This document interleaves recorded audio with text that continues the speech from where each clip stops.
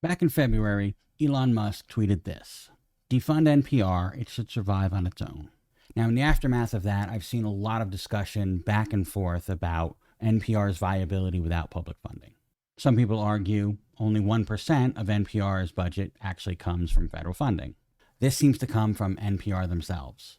On their website, they say, on average, approximately 1% of NPR's annual operating budget comes in the form of grants from CPB and federal agencies and departments, excluding CPB funding for the public radio satellite system. I always try to get everything as accurate as I possibly can, so I did some digging. Turns out the last part of that sentence is actually pretty important.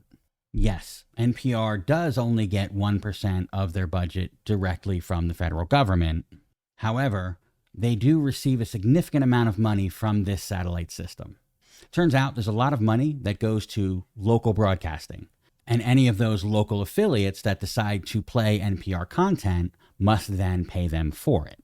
Their consolidated financial statement from 2021 said that they made about $90 million of their $279 million budget from this. So essentially, about a third of NPR's budget actually comes from federal funding.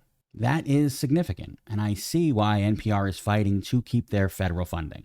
But what Elon failed to tell you was that the federal money that he gets absolutely dwarfs anything that NPR gets. In fact, it's been increasing just about every year for the past decade, and in 2024, it was $3.67 billion of funding. So yeah, NPR receives about 2.5% of what Musk's companies do. So the next time Elon Musk is whining about what other companies get in federal funding, casually remind him what his companies get and tell him to shut the fuck up.